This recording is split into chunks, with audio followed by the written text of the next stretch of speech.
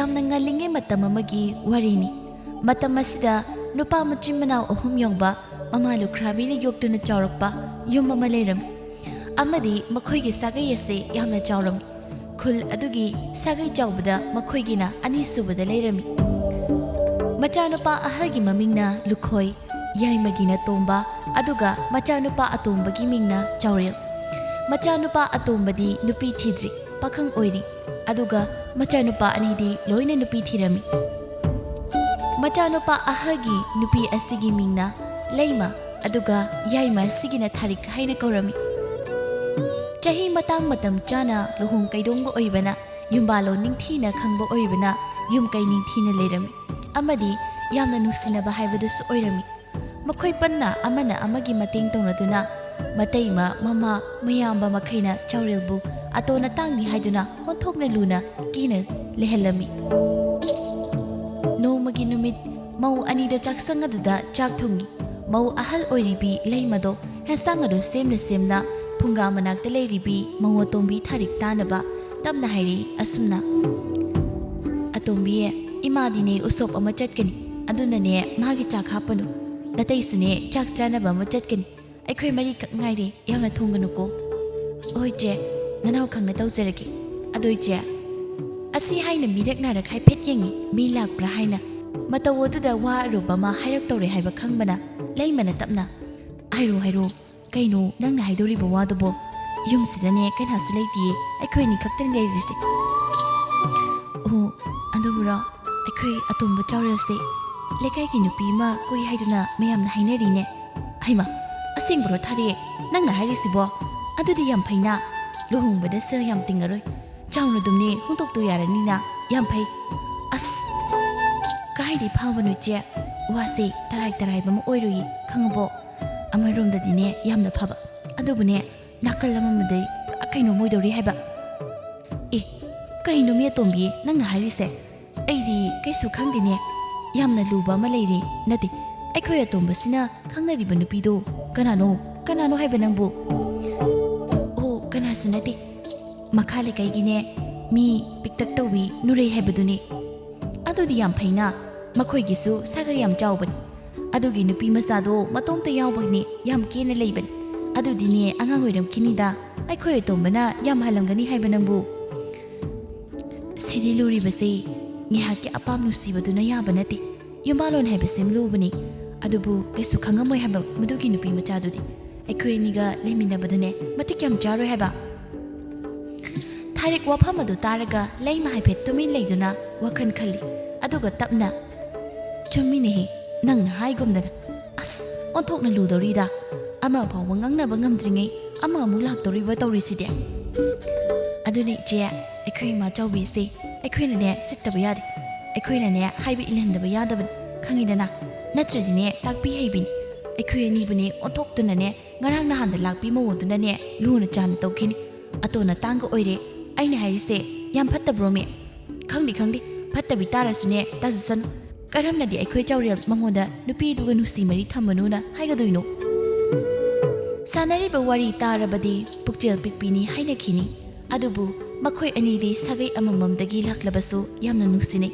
ꯑꯃꯅ ꯑꯃꯕꯨ ꯌꯥꯝꯅ ꯊꯥꯖꯅꯩ ꯑꯗꯨꯅ ꯌꯥꯅꯤꯡꯗꯦ ꯍꯥꯏꯔꯛꯏꯕ ꯋꯥꯗꯨꯗ ꯍꯥꯏꯕ ꯋꯥꯐꯝ ꯑꯃꯠꯇ ꯍꯥꯏꯅꯗꯦ ꯑꯩꯈꯣꯏꯅ ꯑꯗꯨꯝ ꯌꯥꯅꯤꯡꯕ ꯃꯇꯧ ꯎꯠꯇꯨꯅ ꯈꯨꯝꯃꯛꯏ ꯂꯩꯃꯃꯥꯅ ꯑꯁꯨꯝꯅ ꯌꯥꯝꯅ ꯆꯨꯝꯃꯤ ꯊꯥꯔꯤꯛ ꯅꯪꯅ ꯍꯥꯏꯔꯤꯗꯣ ꯑꯗꯨꯕꯨꯅꯦ ꯀꯔꯝꯕ ꯃꯇꯝꯗ ꯅꯨꯄꯤ ꯃꯆꯥꯗꯣ ꯌꯨꯝ ꯑꯁꯤꯗ ꯂꯥꯛꯇꯧꯔꯤꯕꯅꯣ ꯍꯥꯏꯕ ꯈꯪꯕ ꯅꯠꯇꯦꯗ ꯃꯇꯝꯗꯣ ꯌꯧꯔꯛꯄꯒꯅꯦ ꯑꯃꯨꯛ ꯈꯟꯅꯔꯁꯤꯁꯦ ꯑꯣꯟꯊꯣꯛꯅ ꯂꯨꯗꯧꯔꯤꯗ ꯑꯩꯗꯤ ꯉꯥꯏꯔꯁꯤ ꯏꯆꯦ ꯃꯇꯝꯅ ꯀꯔꯤꯕꯨ ꯄꯨꯔꯛꯄ ꯍꯥꯏꯕ ꯀꯅꯥꯅ ꯈꯪꯕ ꯃꯈꯣꯏꯅꯤꯗꯣ ꯍꯦꯛ ꯀꯥꯏꯅꯈ꯭ꯔꯕꯗꯤ ꯅꯠꯇ꯭ꯔꯥ ꯍꯣꯏꯅꯦꯍꯦ ꯀꯥꯏꯅꯈ꯭ꯔꯗꯤ ꯐꯅꯤꯗ ꯑꯗꯨꯕꯨꯅꯦ ꯃꯤꯒꯤ ꯅꯨꯡꯁꯤꯅꯕ ꯊꯨꯒꯥꯏꯕꯗꯤꯅꯦ ꯄꯥꯝꯗꯦ ꯀꯔꯥꯏꯗꯩ ꯍꯥꯏꯖꯤꯟꯗꯅ ꯃꯗꯨꯒꯤ ꯅꯨꯄꯤꯗꯣ ꯀꯣꯏꯔꯨꯕꯅꯣ ꯇꯧꯔꯤꯁꯤꯕꯣ ꯑꯁ ꯑꯩꯈꯣꯏ ꯑꯇꯣꯝꯕꯁꯦ ꯂꯦꯝꯅ ꯍꯦꯛ ꯃꯥꯡꯉꯤꯗ ꯑꯁꯨꯝꯅ ꯍꯥꯏꯅꯗꯨꯅ ꯂꯩꯔꯝꯃꯤ ꯃꯧ ꯑꯅꯤꯗꯣ ꯌꯦꯡꯉꯁꯤ ꯀꯔꯤꯕꯨ ꯊꯣꯛꯄ ꯍꯥꯏꯕꯗꯣ ꯅꯥꯀꯜ ꯑꯃꯔꯣꯝꯗ ꯑꯌꯨꯛ ꯑꯗꯨꯒꯤ ꯆꯥꯛ ꯇꯣꯛꯂꯒ ꯆꯥꯛꯁꯪ ꯑꯗꯨꯗ ꯂꯨꯈꯥꯛ ꯆꯦꯈꯥꯛ ꯃꯌꯥꯝ ꯑꯗꯨ ꯂꯣꯏꯁꯤꯟꯗꯕꯤ ꯏꯆꯥꯏ ꯆꯈꯥꯏꯗꯨꯅ ꯃꯈꯨꯠ ꯑꯗꯨꯗ ꯆꯦꯒꯞ ꯑꯃ ꯎꯠ ꯑꯗꯨꯕꯨ ꯀꯟꯅ ꯈꯣꯠꯂꯤ ꯅꯨꯔꯩ ꯑꯗꯣ ꯃꯃꯥꯏ ꯑꯗꯨꯗ ꯑꯃꯨꯕ ꯍꯥꯃꯣꯜ ꯑꯗꯨꯁꯨ ꯇꯩꯔꯦ ꯑꯗꯨꯕꯨ ꯃꯁꯥꯗ ꯀꯩꯁꯨ ꯐꯥꯎꯔꯝꯗꯦ ꯀꯅꯥꯕꯨꯁꯨ ꯃꯥꯅ ꯀꯤꯗꯦ ꯅꯨꯡꯁꯤꯗꯦ ꯃꯃꯥ ꯊꯥꯕꯜ ꯂꯩꯅ ꯃꯥꯕꯨ ꯂꯨꯅ ꯇꯧꯏ ngasi phawbada khupakna set thabadi tokraduna khol wangna chaidi adukki matik kena thammi lekai da kaigumba thabak ama chak toklaga chatlure adubu halaklaba phawbada machanupina leiramliba phibam maduda masa mathanta khupakna maraibak adu thajinje khara hawkhibana makhuldo nuraido mamai leithoktuna yengai aduga nukhi tauna leirami thabalai tapna ibima nurai kaino minanga torisibo onthokna gyan tadribasibu karigino nangna khara gyan taroni nangse angang natri lesabi mayam nayum pandana yaraba ngaktani nangsibu nupaga su koirabadaine nurai mamagi waduda kai ahenba yawrabano khangdi harauna mamagi manakta singsinbana harauna kumai oi ima aise nupa koiribako adusne masak phajaba nupa wang chawba tawursi yuni mase masi kayadi kaiba khangtribano haibani da aina haibadi aina saidise mangondani haibaga ikaiba mata phaude haibani ne masasida yari baima ai loina loisingi ima kasu ya holoiba ado ima nupa koibase wakhayam nungaibo ado yumdi paningdi ado di kaigino ibima mina pakhang leisa ani nusi mari thamise atai na tine yumba lambi chapminaba awa nungai tathokta sintona bagini haiba adubu isagi wakhaluna dudi yadre adumna khandobu eradine koirunu nupaga mat aidine nangna nupa ama koiraga nayum palagane ingna signa leikibado aduni imana pambadi nurai nokhi tauna hairi asumna mama bu nusina yengduna akhoi magi haunabise ama hori o sum haibani nusina di yum pan ba haibse hauna sani kaino ba ima ipangpangi do ba aise apangba mukta halini phare chalo thaba inkhang mayam se amukta loisul imane singka ba chalu kai ne hek pya ba thiduna ne amta hek luki chingda haiba kanaga chatui ba ima di as matam naga matam phattabane chalo nu ima hai tumi layune nang kai khangnadana jingdagi phangakpa mayam asina yonba matamdane hena seppa haibado oye khangabo adugin aina hairisi ningthina yumdaine hendoktabi lerum imane sanaba loisangi akhoi ma sidiba oi ma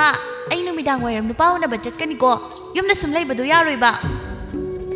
ngasi unadradi yadra bro hayeng unaro nangi nupado kai lamdai nupani haiba hai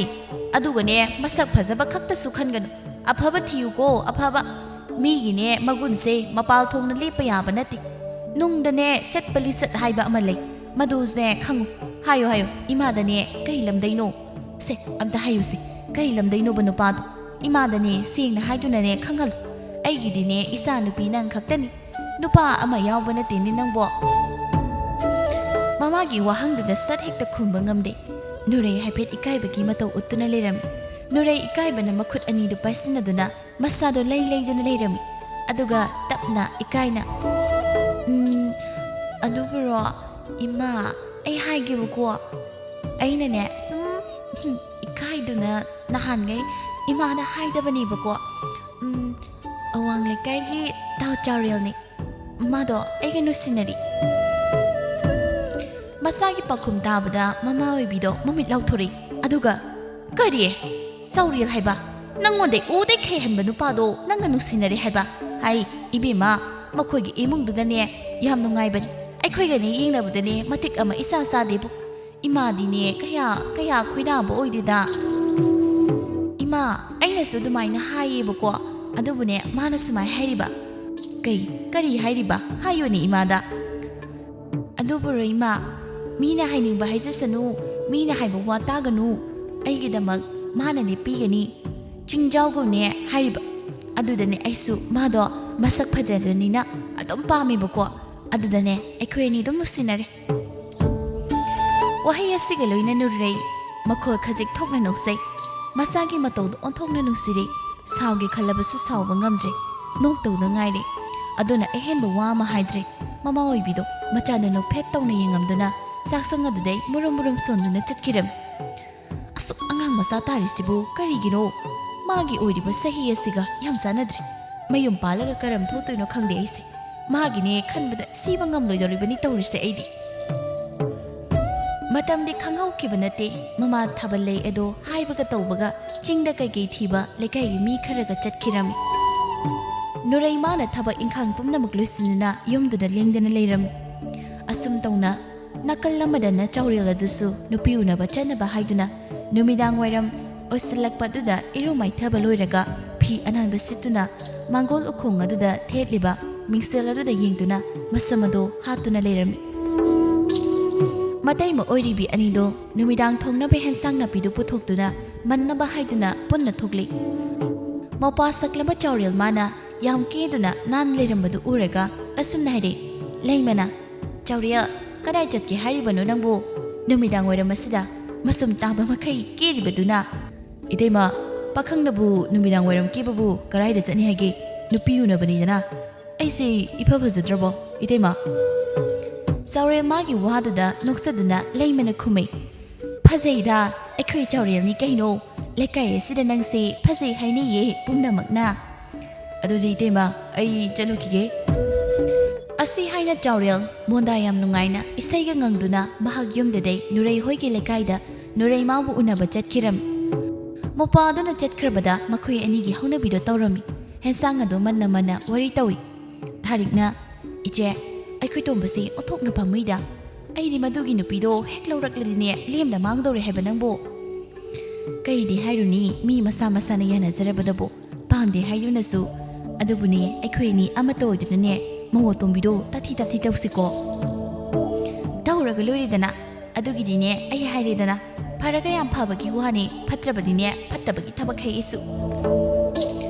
wari sana na thabak adu tawrami somdana haina kibagi tung ina pakhang lesa anido khungi lampak masi amada phamduna unaduna lerami nurai sauler da yam nusiba mityeng ama yengduna asumna haire ta chawriya aikhoi mana ngasaine wa ma hairiba tambiyura taningbra aidine imagi wado tarubade yam tanbam phaukrebo nupi magi wado da chauril do nupi mangonda tasingna onsilaklega aduga noi mana kai hariba ayune hebni aiga kaina roga hairabra adudi yareko aidine phagiraba aikhoi ni sinu sinerji aidine kaigumba nang kainarasi hairpo numitudane aidi sinia isinugo as kamai tawne anam kali da konang se nupa kaigino ba kai kaina dorino aigi wadi tade nangna thokpa ma tungangi do kaigino haiba aina haibudine nangbu saugi tawramba nupa do tumina tapthakri aduga asumna khumai oise kai wano nangna haidawdo hairo ai taragi atai natteda adubura imana hairiba aingondane taw chawrel nangna yamna ahal oi nakhura oi biyani adubu koini na koido tandra moigi imunga yengnabada aikhoi yumdi yamna matik chade kaino yam haigo aduga nangna imada haibaduda yaningba uliduna aiga kaina ningbagi natro ha nangbu aiga kaina ba ngamadraba ayuni nangbu ngamadra haibanida aiga kaina ba ngamuiba aduga khangabo imagi wadudane mi aikhoi ni di yam nusinakre mana igida makte lipi bangamni haikri aduna ta chawriya nangsu aibu angangni haiduna aibu thalutuna chutke khannugo wahai edu tabada haipet wakhanadada khali chawrildo angangni na mamana haiba wada hoi chatkradi idi mangjaredana aduna ai mabu themdana ngasimuk yumna pudaba yadedo aduna ai ngasini pijelak aduna pharana itawrake haipet asumna wakhanda mumon tawduna wa makha tare ichawrildo nureida munna nusini yengna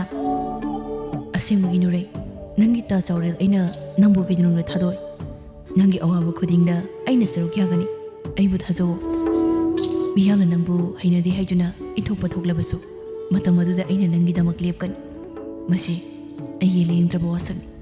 nurai nangai bu thajo nurai khara anganga oire wakhalga naure nurai madi chawrilna asumna hairakpasida ipenda penjaba yam harauzaba haibada oirami aduna nokmi tawduna khumi thazei ta chawriya ai nangbu yam thazei aduna bu ngasi phawba ai nangna haibadam yaduna laglisidi wahai asida hainaba nupa mana tawbani haihaningba wahai hairakpasida chawrilda do matang sare khanduna asumna hairaklami aduna ekhoini ngasi jealous numit yamna phai aiche luhonglo haiduna imana haiduna leirab isagi sendok lami amasu leire ekhoini jealous ꯑꯩꯅꯦ ꯅꯪ ꯊꯥꯛꯄ ꯉꯝꯃꯅꯤꯕ ꯅꯨꯡꯁꯤꯔꯨꯕ ꯀꯧꯕꯅꯤꯅ ꯌꯥꯗꯦ ꯉꯝꯃꯣꯏ ꯍꯥꯏꯔꯨꯕꯁꯨ ꯌꯥꯗꯒꯨꯝ ꯅꯨꯔꯩ ꯃꯥꯁꯨ ꯍꯣꯏ ꯍꯥꯏꯗꯨꯅ ꯉꯁꯤꯗꯤ ꯄꯥꯈꯪ ꯂꯩꯁꯥ ꯑꯅꯤꯗꯣ ꯅꯨꯡꯁꯤ ꯄꯨꯟꯊꯨꯡ ꯌꯧꯔꯝꯃꯤ ꯑꯁꯨꯝꯅ ꯇꯧꯅ ꯆꯠꯅꯕꯤꯒꯤ ꯃꯇꯨꯡ ꯏꯟꯅ ꯂꯩꯁꯥ ꯄꯥꯈꯪ ꯑꯅꯤ ꯂꯨꯍꯣꯡ ꯀꯩꯗꯣꯡꯂꯦ ꯂꯩꯀꯥꯏ ꯃꯤꯌꯥꯝ ꯈꯪꯅ ꯃꯆꯥ ꯅꯤꯡꯉꯣꯜꯅ ꯃꯐꯝ ꯆꯥꯅ ꯂꯩꯈꯤꯕꯗ ꯌꯥꯝꯅ ꯍꯔꯥꯎꯖꯕ ꯑꯣꯏꯔꯝꯃꯤ ꯀꯅꯥ ꯑꯃꯒꯤ ꯃꯅꯤꯡ ꯊꯨꯡꯕ ꯑꯣꯏꯔꯕꯁꯨ ꯀꯅꯥ ꯑꯃꯒꯤꯗꯤ ꯊꯃꯣꯏ ꯀꯥꯏꯕ ꯍꯥꯏꯕꯗꯨ ꯑꯣꯏꯔꯝꯃꯤ ꯍꯥꯏꯅꯈꯤꯕꯒꯤ ꯃꯇꯨꯡ ꯏꯟꯅ ꯃꯧ ꯃꯈꯣꯏ ꯑꯅꯤꯗꯤ ꯑꯃꯠꯇ ꯑꯣꯏꯅ ꯃꯤꯁꯪ ꯁꯪꯅꯗꯨꯅ ꯂꯩꯔꯝꯃꯤ ꯑꯗꯨꯕꯨ ꯑꯉꯥꯡ ꯑꯣꯏꯔꯤꯕꯤ ꯑꯣꯏꯕ ꯅꯨꯔꯩ ꯃꯥꯅ ꯇꯣꯉꯥꯟ ꯇꯥꯗꯨꯅ ꯂꯩꯔꯝꯃꯤ ꯃꯅꯦꯝ ꯏꯕꯦꯝꯃ ꯃꯍꯥꯛꯇꯤ ꯍꯥꯟꯅ ꯂꯩꯔꯝꯕ ꯃꯧ ꯑꯅꯤꯅ ꯍꯥꯏꯖꯤꯟꯕ ꯋꯥ ꯂꯧꯔꯝꯃꯤ ꯑꯄꯪꯕ ꯑꯍꯜ ꯑꯣꯏꯔꯝꯕꯅ ꯏꯃꯨꯡ ꯑꯗꯨꯗ ꯇꯧꯔꯤꯕ ꯃꯑꯣꯡ ꯑꯗꯨꯗ ꯅꯨꯔꯩ ꯄꯤꯛꯇ ꯄꯤꯛꯄ ꯑꯉꯥꯡ ꯅꯠꯇꯕꯅ ꯃꯊ꯭ꯋꯥꯏ ꯈꯔ ꯅꯨꯡꯉꯥꯏꯇꯦ ꯑꯗꯨꯕꯨ ꯄꯨꯝꯅꯃꯛ ꯂꯣꯠꯁꯤꯟꯗꯨꯅ ꯊꯝꯃꯤ ꯅꯨꯃꯤꯗꯥꯡ ꯋꯥꯏꯔꯝ ꯑꯃꯅꯤ ꯃꯧ ꯃꯈꯣꯏ ꯑꯍꯨꯝꯗꯨ ꯄꯨꯟꯅ ꯃꯥꯡꯒꯣꯜ ꯑꯗꯨꯗ ꯐꯝꯗꯨꯅ ꯂꯩꯔꯝꯃꯤ ꯆꯨꯝꯅ ꯐꯝꯕ ꯅꯠꯇꯦ ꯍꯦꯟꯁꯥꯡ ꯃꯟꯅꯕ ꯇꯧꯕꯅꯤ ꯂꯩꯃ ꯅꯨꯔꯩꯅ ꯍꯦꯟꯁꯥꯡ ꯃꯟꯕꯗꯨꯕꯨ ꯄꯥꯝꯗ꯭ꯔꯗꯨꯅ ꯑꯁꯨꯝꯅ ꯍꯥꯏꯔꯛꯏ ꯅꯨꯔꯩ ꯍꯦꯟꯁꯥꯡ ꯑꯁꯤ ꯏꯆꯦ ꯊꯥꯔꯤꯛꯀ ꯑꯩꯒꯅꯦ ꯇꯧꯔꯛꯂꯒꯦ ꯅꯪ ꯌꯥꯎꯔꯛꯂꯅꯨ ꯏꯃꯨꯡꯅꯦ ꯋꯥꯏ ꯇꯥꯁꯤꯟꯕ ꯍꯧꯔꯛꯂꯣ ꯇꯨꯕꯠ ꯁꯝꯅ ꯍꯥꯏꯔꯛꯄ ꯑꯣꯏꯕꯅ ꯉꯝꯃꯣꯏ ꯀꯔꯝ ꯍꯥꯏꯒꯅꯤꯗꯣ ꯑꯗꯨꯅ ꯍꯣꯏ ꯍꯥꯏꯔꯝꯗꯨꯅ ꯅꯨꯔꯩꯗꯣ ꯍꯧꯒꯠꯇꯨꯅ ꯏꯃꯨꯡꯗ ꯆꯪꯈꯤ ꯑꯁꯤꯗ ꯃꯈꯣꯏ ꯑꯅꯤꯗꯣ ꯋꯥ ꯃꯈꯥ ꯇꯥꯅ ꯉꯥꯡꯅꯍꯧꯏ ꯍꯣꯏꯅꯦ ꯏꯃꯥꯅꯁꯨꯅꯦ ꯃꯥꯅ ꯇꯧꯕ ꯊꯕꯛꯁꯦ ꯀꯌꯥ ꯄꯥꯝꯗꯕꯅꯤ ꯑꯉꯥꯡ ꯑꯣꯏꯕꯅꯅꯦ ꯏꯁꯨ ꯑꯃ ꯏꯇꯥ ꯇꯥꯗꯦꯅ ꯑꯗꯨꯕꯨ ꯊꯥꯔꯦꯛ ꯏꯁꯨ ꯇꯥꯗꯦ ꯊꯕꯛ ꯇꯧꯕꯗꯅꯦ ꯍꯥꯏꯗꯨꯅ ꯑꯁꯨꯝ ꯊꯝꯂꯗꯤꯅꯦ ꯑꯩꯈꯣꯏꯒꯤ ꯏꯊꯛ ꯀꯥꯕꯅꯦ ꯇꯥꯔꯦꯗꯣ ꯑꯗꯨꯅꯅꯦ ꯌꯥꯔꯒꯗꯤ ꯊꯕꯛ ꯄꯨꯝꯕ ꯇꯧꯕ ꯅꯠꯇ꯭ꯔꯒꯅꯦ ꯇꯣꯉꯥꯟ ꯆꯥꯍꯟꯈ꯭ꯔꯁꯤ ꯅꯠꯇ꯭ꯔꯕꯗꯤꯅꯦ ꯑꯩꯈꯣꯏꯗꯅꯦ ꯑꯌꯦꯠꯄ ꯑꯣꯏꯔꯅꯤꯕ ꯋꯥꯐꯝ ꯑꯁꯦ ꯏꯃꯥꯗ ꯍꯥꯏꯔꯁꯤ ꯑꯩꯈꯣꯏꯅꯅꯦ ꯍꯥꯟꯅꯒꯨꯝ ꯄꯨꯟꯅ ꯂꯩꯔꯒ ꯃꯥꯅ ꯇꯣꯉꯥꯟꯅ ꯊꯝꯕꯁꯦ ꯏꯆꯦ ꯑꯗꯨꯅꯅꯦ ꯐꯒꯗꯕ ꯃꯥꯜꯂꯤ ꯅꯠꯇ꯭ꯔꯕꯗꯤ ꯌꯥꯔꯣꯏ ꯍꯥꯏꯕ ꯏꯆꯦ ꯃꯤꯃꯥꯡꯗ ꯐꯖꯕ ꯑꯃ ꯅꯠꯇꯦ ꯃꯇꯣꯝꯗ ꯊꯝꯕ ꯍꯥꯏꯕꯁꯦ ꯌꯨꯝꯁꯤꯗ ꯂꯥꯛꯄꯁꯨ ꯀꯨꯏꯗ꯭ꯔꯤꯗꯣ ꯍꯣꯏꯅꯤ ꯑꯗꯨꯕꯨꯅꯦ ꯏꯃꯥꯗ ꯍꯥꯏꯔꯁꯤ ꯑꯗꯨꯒꯅꯦ ꯇꯧꯅꯕ ꯍꯣꯠꯅꯁꯤ ꯁꯥꯟꯅꯔꯤꯕ ꯋꯥꯔꯤ ꯄꯨꯝꯕ ꯅꯨꯔꯩ ꯃꯥꯅ ꯇꯥꯍꯧꯔꯤ ꯑꯗꯨꯅ ꯃꯍꯥꯛ ꯃꯊ꯭ꯋꯥꯏ ꯌꯥꯝꯅ ꯅꯨꯡꯉꯥꯏꯖꯗ꯭ꯔꯤꯗꯣ ꯅꯨꯃꯤꯗꯥꯡꯒꯤ ꯃꯇꯝꯅꯤ ꯃꯌꯥꯝ ꯄꯨꯟꯅ ꯂꯩꯔꯝꯃꯤ ꯃꯅꯦꯝ ꯑꯣꯏꯔꯤꯕꯤ ꯑꯗꯨꯅ ꯃꯆꯥ ꯃꯃꯧ ꯃꯌꯥꯝ ꯑꯗꯨꯕꯨ ꯌꯦꯡꯅ ꯍꯥꯏꯔꯛꯏ ꯑꯃꯒꯤ ꯋꯥ ꯅꯠꯇꯦ ꯃꯤꯆꯪ ꯆꯪꯕꯁꯨ ꯅꯠꯇꯦ ꯏꯃꯥꯅ ꯍꯥꯏꯗꯧꯔꯤꯕ ꯋꯥꯐꯝꯁꯦ ꯃꯨꯟꯅ ꯇꯥꯎ ꯑꯇꯣꯝꯕ ꯏꯆꯥ ꯑꯇꯣꯝꯕꯅꯤ ꯏꯃꯥꯅ ꯂꯨꯅ ꯆꯥꯅ ꯇꯧꯕꯁꯦ ꯅꯪꯅ ꯃꯍꯦꯜꯂꯤꯗꯣ ꯑꯗꯨꯅ ꯏꯆꯥꯒꯤ ꯄꯨꯟꯁꯤ ꯑꯁꯦ ꯅꯨꯡꯉꯥꯏꯅꯕ ꯍꯥꯏꯗꯨꯅ ꯏꯃꯥꯅꯦ ꯏꯆꯥꯗ ꯌꯦꯞꯄ ꯄꯥꯝꯗꯦ ꯅꯪꯒꯤꯁꯨꯅꯦ ꯇꯣꯉꯥꯟꯅ ꯂꯩꯈꯥꯏ ꯁꯦꯡꯅꯅꯦ ꯌꯨꯝ ꯃꯆꯥ ꯑꯃ ꯁꯥꯔꯦ ꯅꯌꯥꯝꯕ ꯑꯅꯤꯒꯤꯅꯦ ꯁꯥꯕ ꯅꯠꯇꯦ ꯅꯪꯒꯤ ꯌꯨꯝ ꯑꯃ ꯂꯩꯅ ꯁꯤꯒꯤ ꯌꯨꯝ ꯑꯁꯤꯗ ꯄꯨꯟꯅ ꯆꯥꯕ ꯊꯛꯄ ꯇꯧꯕꯁꯦ ꯇꯨꯡꯗꯅꯦ ꯐꯔꯛ ꯇꯥꯔꯛꯄ ꯌꯥꯏ ꯈꯟꯅ ꯆꯩꯅꯕ ꯌꯥꯎꯗ꯭ꯔꯤꯉꯩꯗꯅꯦ ꯑꯩꯈꯣꯏ ꯄꯨꯟꯅ ꯅꯨꯡꯁꯤꯅꯔꯤꯉꯩꯁꯤꯗ ꯏꯆꯥ ꯇꯣꯝꯕ ꯏꯃꯥꯒꯤ ꯆꯥꯎꯔꯦꯜ ꯅꯪꯅꯦ ꯇꯣꯉꯥꯟꯅ ꯆꯥꯔꯣ ꯅꯨꯡꯉꯥꯏꯅꯅꯦ ꯅꯇꯩ ꯅꯅꯥꯎ ꯈꯛ ꯂꯩꯔꯣ ꯋꯥꯗꯨ ꯇꯥꯕꯗ ꯆꯥꯎꯔꯦꯜ ꯈꯖꯤꯛ ꯅꯨꯡꯉꯥꯏꯇꯦ ꯑꯗꯨꯕꯨ ꯃꯃꯥ ꯅꯤꯡꯕ ꯃꯆꯥꯅꯤ ꯃꯃꯥꯅ ꯐꯖꯕ ꯃꯑꯣꯡꯗ ꯍꯥꯏꯔꯛꯄ ꯑꯣꯏꯕꯅ ꯌꯥꯅꯤꯡꯗꯦ ꯍꯥꯏꯕ ꯉꯝꯗꯦ ꯑꯗꯨꯅ ꯍꯣꯏ ꯍꯥꯏꯗꯨꯅ ꯍꯔꯥꯎꯅ ꯌꯥꯔꯝꯃꯤ ꯃꯈꯣꯏ ꯑꯅꯤꯗꯤ ꯃꯣꯏꯅ ꯅꯤꯡꯖꯕꯗꯨꯕꯨ ꯊꯨꯡꯂꯕꯗ ꯌꯥꯝꯅ ꯍꯔꯥꯎꯖꯔꯝꯃꯤ ꯌꯥꯝꯅ ꯄꯦꯟꯖꯔꯝꯃꯤ ꯑꯁꯨꯝꯅ ꯇꯧꯅ ꯅꯨꯔꯩ ꯆꯥꯎꯔꯦꯜ ꯇꯣꯉꯥꯟꯅ ꯂꯩꯔꯝꯃꯤ ꯏꯉꯥꯎ ꯉꯥꯎꯅ ꯂꯩꯔꯛꯄꯤ ꯅꯨꯔꯩꯗꯤ ꯃꯇꯣꯝꯇ ꯌꯨꯝ ꯑꯃ ꯄꯨꯔꯛꯄꯁꯤꯗ ꯏꯉꯥꯎ ꯉꯥꯎꯔꯤ ꯍꯥꯟꯅ ꯂꯩꯔꯝꯕ ꯃꯈꯣꯏꯅꯁꯨ ꯍꯟꯅ ꯌꯦꯡꯕꯤꯔꯛꯇ꯭ꯔꯤꯗꯣ ꯆꯥꯎꯔꯦꯜ ꯂꯩꯔꯒꯅ ꯁꯛꯂꯣꯟ ꯑꯃ ꯂꯩꯇ꯭ꯔꯒꯅ ꯀꯩꯒꯨꯝꯕ ꯑꯃ ꯍꯦꯛꯇ ꯇꯧꯔꯝꯃꯤ ꯅꯨꯔꯩ ꯑꯗꯨ ꯇꯧꯐꯝ ꯑꯃ ꯈꯪꯗꯗꯨꯅ ꯃꯄꯥꯝꯗ ꯂꯥꯛꯂꯝꯃꯤ ꯃꯆꯥ ꯅꯤꯡꯉꯣꯜ ꯂꯥꯛꯄꯗ ꯃꯃꯥ ꯑꯣꯏꯔꯤꯕꯤ ꯃꯥꯗꯤ ꯌꯥꯝꯅ ꯍꯔꯥꯎꯖꯩ ꯊꯥꯕꯜꯂꯩꯗꯣ ꯃꯆꯥꯅꯨꯄꯤꯗ ꯌꯦꯡꯅ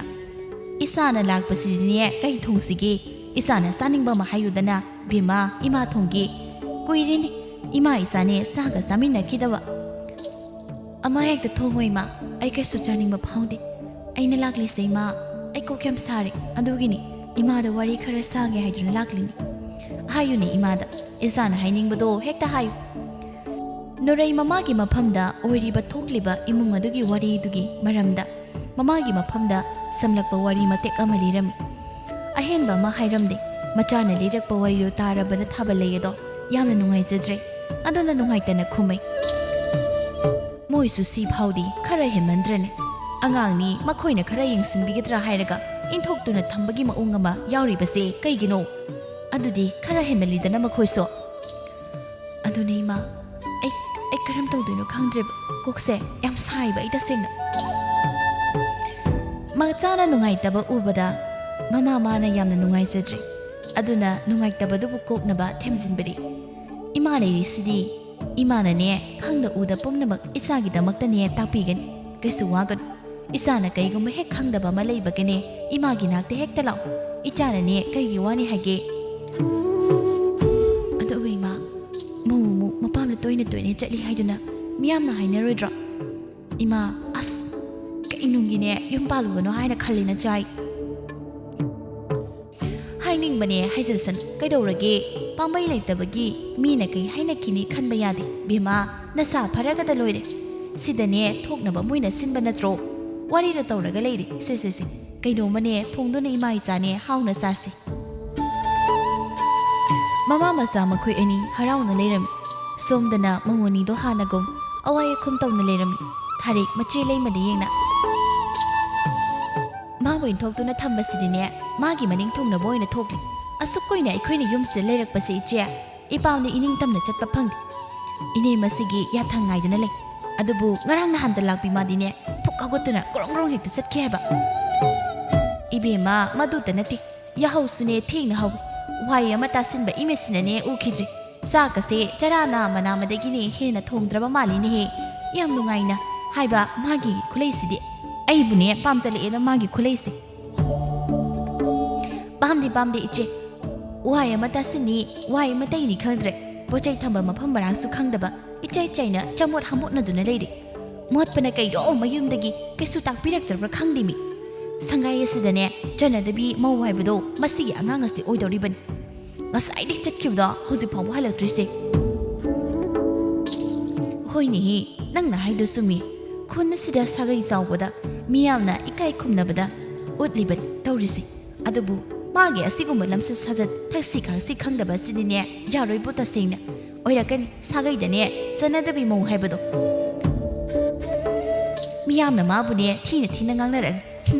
nungai zareda miyamna thina ngangnaradi ikaidane soidana chatkhrin adairine aikhoi chawrildo isinduna atopa nupi ma yenghanba yaragani aikhoigi ningba thungani dana wakhalna sagatuna nungaiba mikup amada makhoin dilerami numidang wairam oirakpa aduwaida nureido mayumna halagle uwai haiduna hiptuna leithui ahenba thabak amata tawde tanja chana chawrildo thabak suba halagle magi nupi ne hiptuna lerambaduda nungaitraduna phamung machiduda phamtha asun hairi nangbu nasa nungaitrabro kedorage ayuni thaba halakpada nangna harau leramdabse aidi angwai tamro nure gaistodi sum wai haiduna lerambani kaigi nangdi wariba yomdai mamana de chaliba halakpa kuitri sum chalibro kai thabak lei aidi mongna mapamda toina chatpase pamde nure mina thina ngangnarakan lekai kuna wangangna bai pamde khulekai tokro sagai asigi ahal leiriba mayam asinane jerakani nam heptuna leirambadagi hawgattuna nure ado magi no padu da munni ying ehen bawadi haide ado bayam nusiba mityeng ama ying aduga tanikpa khonjalda makhata na pakhumbire da chore aise angangni mayam ga yenglabadi aina na phamda tatana haidun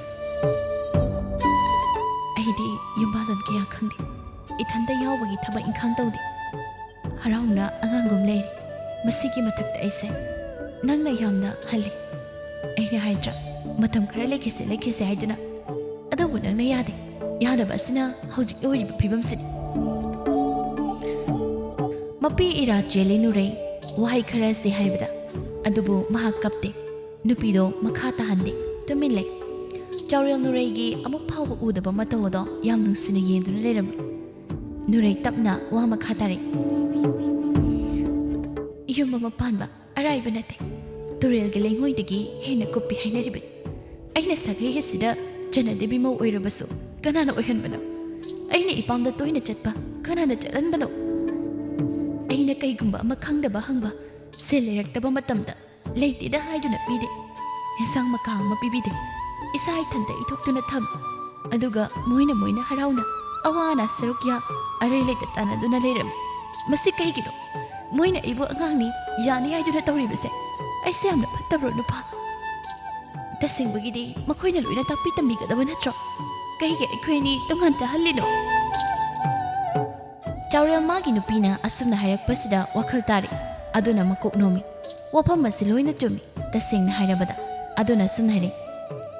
ꯐꯔꯦ, ꯑꯣꯏꯅꯤꯡꯕ ꯑꯣꯏꯔꯁꯅꯨ, ꯀꯩꯁꯨ ꯍꯦꯟꯅ ꯈꯜꯂꯨꯅꯨ, ꯑꯩꯅ ꯅꯪꯒꯤꯗꯃꯛ ꯂꯦꯞꯀꯅꯤ꯫ ꯅꯪ ꯅꯤꯡꯁꯤꯡꯂꯤꯕ꯭ꯔꯥ ꯑꯩꯅ ꯅꯉꯣꯟꯗ ꯍꯥꯏꯈꯤꯕ ꯋꯥꯐꯝꯗꯣ? ꯃꯤꯌꯥꯝꯅ ꯅꯪꯕꯨ ꯏꯟꯊꯣꯛꯂꯕꯁꯨ ꯑꯩꯗꯤ ꯅꯪꯒꯤꯗꯃꯛ ꯑꯁꯨꯝ ꯂꯦꯞꯀꯅꯤ, ꯅꯪꯒꯤꯗꯃꯛ ꯂꯦꯡꯗꯅ ꯅꯅꯥꯛꯇ ꯂꯩꯒꯅꯤ ꯍꯥꯏꯅ꯫ ꯑꯗꯨꯅ ꯑꯩ ꯂꯩꯒꯅꯤ ꯅꯪꯒꯤꯗꯃꯛꯇ꯫ ꯑꯩ ꯑꯃ ꯂꯩꯔꯤꯉꯩ ꯅꯪꯒꯤ ꯀꯔꯤ ꯋꯥꯠꯀꯅꯤ ꯍꯥꯏꯕꯒꯦ? ꯑꯩ ꯂꯩꯔꯤꯁꯤꯗꯤ ꯅꯪꯕꯨ꯫ ꯅꯨꯔꯩ ꯃꯥꯒꯤ ꯃꯄꯨꯔꯣꯏꯕ ꯑꯁꯤꯒꯤ ꯋꯥꯍꯩ ꯇꯥꯕꯗ ꯌꯥꯝ ꯄꯦꯟꯖꯕ ꯍꯥꯏꯕꯗꯨ ꯑꯣꯏꯔꯝꯃꯤ꯫ ꯑꯇꯣꯞꯄ ꯑꯍꯦꯟꯕ ꯑꯃ ꯍꯥꯏꯗ꯭ꯔꯕꯁꯨ ꯃꯍꯥꯛ ꯌꯥꯝꯅ ꯄꯦꯟꯖꯔꯤ꯫ ꯃꯇꯝꯒꯤ ꯈꯣꯡꯂꯩꯒꯤ ꯃꯇꯨꯡ ꯏꯟꯅ ꯃꯇꯝ ꯈꯔ ꯑꯃ ꯍꯧꯈꯤꯔꯝꯃꯤ꯫ ꯑꯗꯨꯕꯨ ꯅꯨꯔꯩꯒꯤ ꯄꯨꯟꯁꯤꯗꯤ ꯑꯍꯣꯡꯕ ꯂꯩꯇꯦ, ꯍꯦꯟꯅ ꯍꯦꯟꯅ ꯃꯤꯌꯥꯝꯅ ꯉꯥꯡꯅꯐꯝ ꯑꯣꯏꯔꯝꯃꯤ꯫ ꯃꯥꯕꯨ ꯅꯨꯡꯁꯤꯗꯦ ꯍꯥꯏꯗꯨꯅ ꯃꯤꯌꯥꯝꯅ ꯍꯥꯏꯕꯤꯔꯝꯃꯤ꯫ ꯀꯩ ꯃꯔꯝꯒꯤ ꯃꯄꯥꯝꯗ ꯇꯣꯏꯅ ꯆꯠꯂꯤ, ꯌꯨꯝꯗ ꯂꯩꯇꯦ, ꯂꯩꯔꯤꯕꯁꯤꯡꯅ ꯋꯥ ꯇꯥꯅꯗꯦ ꯍꯥꯏꯗꯨꯅ, ꯃꯄꯥꯝꯒ ꯈꯨꯠ ꯁꯝꯅꯩ ꯍꯥꯏꯗꯨꯅ ꯃꯥꯕꯨ ꯑꯁꯨꯝꯅ ꯏꯟꯊꯣꯛꯇꯨꯅ ꯊꯝꯃꯤ꯫ ꯃꯇꯝꯒꯤ ꯃꯇꯨꯡ ꯏꯟꯅ ꯈꯣꯏꯖꯤ ꯈꯥꯗ ꯅꯋꯥ ꯑꯃ ꯃꯤꯇꯝꯂꯕꯅꯤ꯫ ꯄꯂꯦꯝ ꯑꯃ ꯑꯣꯏꯒꯗꯧꯔꯦ ꯇꯁꯦꯡꯅ ꯅꯨꯔꯩ꯫ ꯑꯗꯨꯕꯨ ꯃꯁꯥ ꯋꯥꯏ ꯁꯪꯗ꯭ꯔꯕꯁꯤꯐꯥꯎ ꯏꯃꯨꯡ ꯑꯗꯨꯒꯤ ꯃꯤꯅ ꯃꯥꯒꯤ ꯃꯇꯦꯡ ꯇꯧꯗꯦ, ꯍꯟꯅ ꯐꯥꯎꯕ ꯌꯦꯡꯗꯕꯤꯗꯦ꯫ ꯆꯥꯎꯔꯦꯜ ꯃꯥꯒꯤ ꯅꯨꯄꯤꯒꯤ ꯃꯇꯧꯗ ꯃꯥꯒꯤ ꯅꯨꯄꯤꯕꯨ ꯊꯥꯗꯣꯛꯇꯨꯅ ꯊꯝꯃꯝꯕ ꯄꯥꯝꯗꯦ꯫ ꯑꯗꯨꯅ ꯃꯅꯦꯝ ꯊꯥꯕꯂꯩ ꯃꯥꯕꯨ ꯃꯇꯝ ꯈꯔ ꯂꯩꯅꯕ ꯌꯨꯝꯁꯤꯗ ꯀꯧꯔꯝꯃꯤ꯫ ꯑꯄꯣꯛꯄꯤ ꯃꯃꯥꯗꯗꯤ ꯋꯥꯔꯧꯗꯨꯅ ꯋꯥꯍꯩ ꯑꯃ ꯐꯥꯎꯕ ꯍꯥꯏꯈꯤꯗꯕ ꯌꯥꯝꯅ ꯀꯨꯏꯔꯦ꯫ ꯊꯥꯕꯂꯩꯗꯣ ꯃꯆꯥꯒꯤ ꯃꯅꯥꯛꯇ ꯂꯩꯔꯛꯄꯅ ꯑꯣꯏꯔꯤꯕ ꯂꯩꯔꯤꯕ ꯌꯨꯝꯁꯤꯒꯤ ꯃꯑꯣꯡ ꯑꯗꯣ ꯃꯌꯦꯛ ꯁꯨꯝ ꯈꯪꯉꯤ꯫ ꯑꯗꯨꯅ ꯃꯆꯥꯅꯨꯄꯤꯕꯨ ꯃꯈꯣꯏꯒꯤ ꯌꯨꯝꯗ ꯄꯨꯅꯤꯡꯕꯅ ꯆꯥꯎꯔꯦꯜ ꯃꯃꯥ ꯏꯕꯦꯝꯃꯗ ꯋꯥꯐꯝ ꯈꯔ ꯍꯧꯗꯣꯛꯇꯨꯅ ꯋꯥꯔꯤ ꯇꯧꯔꯝꯃꯤ꯫ ꯏꯅꯝꯃ ꯍꯣꯏꯁꯨꯅꯦ ꯊꯕꯛ ꯌꯥꯝꯅ ꯆꯤꯟꯕ ꯍꯥꯏꯕꯗꯣ ꯂꯣꯏꯅ ꯑꯣꯏꯕꯅ ꯏꯆꯥ ꯅꯨꯄꯤ ꯑꯁꯤꯅꯅꯦ ꯃꯁꯥ ꯋꯥꯏ ꯁꯪꯗ꯭ꯔꯤ ꯐꯥꯎꯕꯗꯤ ꯏꯆꯥ ꯑꯁꯤ ꯌꯨꯝꯗ ꯊꯝꯖꯒꯦꯕ꯫ ꯍꯣꯏꯅꯦ ꯊꯥꯕꯂꯩ, ꯑꯗꯨꯅ ꯍꯦꯟꯅꯕꯨ ꯐꯒꯗꯕ ꯃꯥꯜꯂꯤ꯫ ꯅꯪꯅ ꯋꯥꯐꯝ ꯑꯗꯣ ꯍꯧꯗꯣꯔꯛꯄ ꯌꯥꯝꯅ ꯃꯇꯥꯡ ꯆꯥꯔꯦ꯫ ꯍꯣꯔꯦꯟꯃꯛꯅꯦ ꯆꯠꯀꯦꯁꯨ ꯍꯦꯛ ꯆꯠꯂꯨ, ꯑꯗꯨꯒꯤꯗꯤꯅꯦ ꯏꯅꯝꯃꯗꯅꯦ ꯀꯩꯁꯨ ꯑꯀꯥꯏꯕ ꯂꯩꯇꯦꯗꯣ꯫ ꯊꯥꯕꯂꯩ ꯃꯄꯨꯛꯅꯤꯡ ꯌꯥꯝꯅ ꯅꯨꯡꯉꯥꯏꯇ꯭ꯔꯦ ꯏꯔꯥꯏ ꯂꯥꯏꯅ ꯍꯦꯛꯇ ꯈꯨꯝꯕ ꯑꯁꯤꯗ꯫ ꯑꯗꯨꯕꯨ ꯋꯥꯔꯧꯕ ꯁꯥꯎꯅꯤꯡꯕꯗꯣ ꯀꯩꯁꯨ ꯎꯠꯊꯣꯛꯇꯦ꯫ ꯃꯈꯥ ꯇꯥꯔꯛꯏ ꯏꯆꯝ ꯆꯝꯅ, ꯑꯗꯨꯗꯤꯅꯦ ꯍꯣꯔꯦꯟꯃꯛ ꯆꯠꯂꯒꯦ, ꯍꯌꯦꯡ ꯀꯣꯟꯅꯒꯤ ꯋꯥꯅꯅꯦ ꯀꯣꯟꯅ ꯈꯟꯅꯔꯁꯨ ꯏꯅꯝꯃ꯫ ꯍꯣꯏ ꯊꯥꯕꯂꯩ, ꯑꯗꯨꯝ ꯂꯩꯒꯦꯁꯨꯅꯦ ꯍꯦꯛ ꯂꯩꯍꯜꯂꯨ꯫ ꯌꯨꯝꯗꯨꯗ ꯃꯇꯣꯝꯇ ꯂꯩꯕꯗꯨꯁꯨꯅꯦ ꯅꯨꯡꯉꯥꯏꯔꯝꯃꯣ꯫ ꯑꯩꯒꯤꯗꯤꯅꯦ ꯍꯥꯏꯅ ꯏꯆꯥ ꯅꯨꯄꯥ 2 ꯑꯃꯁꯨ ꯌꯥꯝ ꯆꯥꯎꯅ ꯂꯩꯔꯤꯕꯅꯤ, ꯑꯗꯨꯅꯅꯦ ꯊꯣꯏꯅ ꯋꯥꯗꯦꯕ꯫ ꯃꯈꯥ ꯇꯥꯅ ꯑꯋꯥꯏ ꯑꯈꯨꯝ ꯇꯧꯕ ꯄꯥꯝꯗ꯭ꯔꯗꯨꯅ ꯊꯥꯕꯂꯩꯗꯣ ꯍꯣꯏ ꯍꯥꯏꯕ ꯋꯥꯍꯩꯅ ꯄꯨꯝꯅꯃꯛ ꯑꯁꯤ ꯁꯝꯖꯤꯟꯗꯨꯅ ꯃꯆꯥꯅꯨꯄꯤꯒꯤ ꯃꯅꯥꯛꯇ ꯂꯥꯛꯇꯨꯅ ꯃꯌꯨꯝꯗ ꯆꯠꯅꯕ ꯐꯤ ꯌꯨꯝꯕ ꯍꯧꯔꯝꯃꯤ꯫ ꯆꯥꯎꯔꯦꯜꯒꯤ ꯃꯃꯥ ꯑꯁꯤꯅ ꯅꯨꯔꯩꯕꯨ ꯈꯔ ꯄꯥꯝꯗꯕꯅ ꯃꯃꯧ ꯑꯅꯤꯅ ꯏꯟꯁꯤꯟꯕꯗ ꯍꯔꯥꯎ ꯍꯔꯥꯎ ꯌꯥꯎꯔꯤꯕꯅꯤꯗꯣ꯫ ꯑꯁꯨꯝ ꯇꯧꯅ ꯆꯥꯎꯔꯦꯜ ꯅꯨꯔꯩꯗꯣ ꯌꯨꯝ ꯊꯥꯗꯣꯛꯇꯨꯅ ꯆꯠꯈꯤꯔꯝꯃꯤ꯫ ꯃꯤꯑꯣꯏꯕ ꯋꯥꯈꯜ ꯑꯁꯤ ꯌꯥꯝꯅ ꯇꯨꯝꯕ ꯈꯨꯠꯂꯥꯏ ꯃꯈꯜ ꯑꯃꯅꯤ꯫ ꯆꯤꯟ ꯑꯁꯤꯁꯨ ꯑꯃꯅꯤ꯫ ꯁꯟꯅ ꯁꯤꯕꯅ ꯈꯣꯡꯒꯨꯜꯗ, ꯑꯗꯨꯒ ꯃꯤꯅ ꯁꯤꯕꯅ ꯆꯤꯟꯗ ꯍꯥꯏꯅꯔꯤꯕꯅꯤ꯫ ꯂꯩꯃ ꯑꯃꯗꯤ ꯊꯥꯔꯤ ꯃꯈꯣꯏ ꯑꯅꯤꯅ ꯃꯤꯄꯨꯝ ꯈꯨꯗꯤꯡ ꯋꯥꯔꯤ ꯁꯥꯔꯝꯃꯤ꯫ ꯁꯥꯒꯩꯗ ꯆꯠꯅꯗꯕꯤ ꯃꯧꯅꯤ, ꯑꯗꯨꯅ ꯏꯀꯥꯏꯗꯨꯅ ꯃꯁꯥ ꯃꯇꯣꯝꯗ ꯆꯠꯈꯤꯕꯅꯤ ꯍꯥꯏꯅ꯫ ꯃꯍꯧꯁꯥ ꯂꯩꯔꯦꯝꯕꯤꯒꯤ ꯑꯍꯣꯡꯕ ꯃꯇꯧꯗ ꯍꯧꯖꯤꯛꯇꯤ ꯅꯨꯔꯩ ꯑꯗꯣ ꯃꯇꯝꯒꯤ ꯃꯇꯨꯡ ꯏꯟꯅ ꯃꯃꯤꯠꯇ ꯃꯆꯥꯅꯨꯄꯥ ꯑꯃ ꯐꯪꯖꯔꯦ꯫ ꯑꯃꯗꯤ ꯊꯥꯕꯂꯩ ꯃꯍꯥꯛꯁꯨ ꯌꯨꯝꯗꯨꯗ ꯃꯆꯥ ꯃꯌꯥꯅ ꯂꯩꯔꯤꯕꯗꯣ ꯌꯥꯝꯅ ꯅꯨꯡꯉꯥꯏꯕ ꯍꯥꯏꯕꯗꯣ ꯑꯣꯏꯔꯝꯃꯤ꯫ ꯃꯁꯨꯒꯤ ꯀꯨꯝꯍꯩꯅ ꯋꯥꯔꯛꯂꯕ ꯄꯨꯟꯁꯤꯕꯨ ꯅꯥꯊꯩꯗꯨꯅ ꯊꯝꯃꯤ, ꯑꯍꯦꯟꯕ ꯑꯃꯠꯇ ꯎꯠꯇꯦꯗꯣ꯫ ꯑꯩꯅ ꯇꯧꯕꯅ ꯑꯩꯅ ꯐꯪꯕ ꯍꯥꯏꯕꯁꯦ ꯆꯤꯡꯉꯨ ꯃꯥꯒꯤ ꯁꯣꯏꯐꯗ꯭ꯔꯕ ꯃꯆꯠꯅꯤ꯫ ꯑꯗꯨꯅ ꯍꯧꯖꯤꯛꯇꯤ ꯃꯥꯒꯤ ꯃꯆꯥ ꯑꯃꯃꯝ ꯌꯥꯎꯔꯛꯄꯅ ꯊꯕꯛ ꯇꯧꯕꯗ ꯂꯧꯇꯥꯅꯔꯛꯂꯦ꯫ ꯃꯔꯝ ꯑꯁꯤꯅ ꯃꯅꯦꯝꯃꯗꯤ ꯃꯃꯧ ꯑꯅꯤꯅ ꯌꯥꯅꯕ ꯆꯠꯄꯗ ꯑꯋꯥꯕ ꯍꯥꯏꯕꯗꯣ ꯑꯣꯏꯔꯝꯃꯤ꯫ ꯂꯨꯈꯣꯏ ꯑꯃꯗꯤ ꯇꯣꯡꯕꯁꯨ ꯃꯥꯒꯤ ꯅꯨꯄꯤꯅ ꯍꯥꯏꯕ ꯏꯟꯕꯗ ꯑꯋꯥꯕ ꯍꯥꯏꯕꯗꯣ ꯑꯣꯏꯔꯝꯃꯤ꯫ ꯑꯗꯨꯅ ꯉꯥꯏꯍꯥꯛ ꯂꯩꯇꯅ ꯈꯠꯅꯔꯤ꯫ ꯃꯔꯝ ꯑꯁꯤꯅ ꯃꯥꯒꯤ ꯌꯨꯝ ꯇꯣꯉꯥꯟ ꯁꯥꯔꯝꯃꯤ꯫ ꯃꯤꯀꯨꯞ ꯋꯥꯔꯛꯂꯕ ꯇꯟꯖꯥ ꯑꯁꯤꯗꯗꯤ ꯏꯟꯊꯣꯛꯇꯨꯅ ꯊꯝꯈꯤꯕꯤ ꯆꯥꯅꯥꯗꯕꯤ ꯃꯃꯧ ꯑꯗꯨꯕꯨ ꯅꯤꯡꯁꯤꯡꯂꯛꯂꯦ꯫ ꯑꯃꯗꯤ ꯈꯜꯂꯛꯂꯦ, ꯃꯆꯥꯅꯨꯄꯥ ꯑꯇꯣꯝꯕꯅ ꯃꯥꯕꯨ ꯌꯥꯝꯅ ꯅꯤꯡꯖꯕꯅꯤ ꯍꯥꯏꯅ꯫ ꯑꯃꯗꯤ ꯅꯨꯔꯩꯁꯨ ꯃꯍꯧꯁꯥ ꯑꯣꯏꯗ꯭ꯔꯦ, ꯌꯥꯝꯅ ꯋꯥꯈꯜ ꯇꯥꯔꯝꯃꯤ꯫ ꯅꯣꯡꯃꯒꯤ ꯅꯨꯃꯤꯠꯅꯤ꯫ ꯆꯥꯎꯔꯦꯜꯒꯤ ꯃꯃꯥ ꯑꯗꯣ ꯆꯥꯎꯔꯦꯜꯒꯤ ꯃꯅꯥꯛꯇ ꯂꯥꯛꯂꯦ꯫ ꯑꯗꯨꯒ ꯇꯞꯅ ꯍꯥꯏꯔꯦ, ꯏꯃꯥꯅ ꯁꯣꯏꯈꯤꯕ ꯂꯥꯟꯈꯤꯕ ꯀꯌꯥꯗꯣ ꯉꯥꯛꯄꯤ꯫ ꯄꯨꯝꯅꯃꯛꯅꯦ ꯃꯃꯥ ꯑꯩꯅ ꯋꯥꯈꯜ ꯈꯟꯊꯕ ꯋꯥꯠꯄꯗꯒꯤ ꯊꯣꯛꯈꯤꯕꯅꯤ꯫ ꯑꯗꯨꯕꯨꯅꯦ ꯅꯈꯣꯏ ꯑꯅꯤ ꯌꯨꯝꯗ ꯍꯜꯂꯁꯤ, haidunane imana na khoi ba ko ba lakli bani madunga mo ima nasaidi nasai bu warobin ari pa madalepi khanki ba mada hongdi nasaidi aduna yumdu chatpa ngam ibana chaningba karino apamba pumba nachai gi naktuna laktuna hayo hayeng ai isana sauraklaba matamda yumda halaki matamdu phaudi ima warsuwana leram asumna haireklabada masidagi maithiduna mamado mayumda hankirami minusi chawbi awaba kaya thengduna lakpinu reidi mapureba gi maungdo yaningde aduna yumda hannaba hairam thabalai manasu asawa pharo angang asigi khallo haiduna haibadagi punna mayumda hapta amagi matungda handuna imungani magyamna nusinana haraute yamna nusijana na ingna chikna laikhiram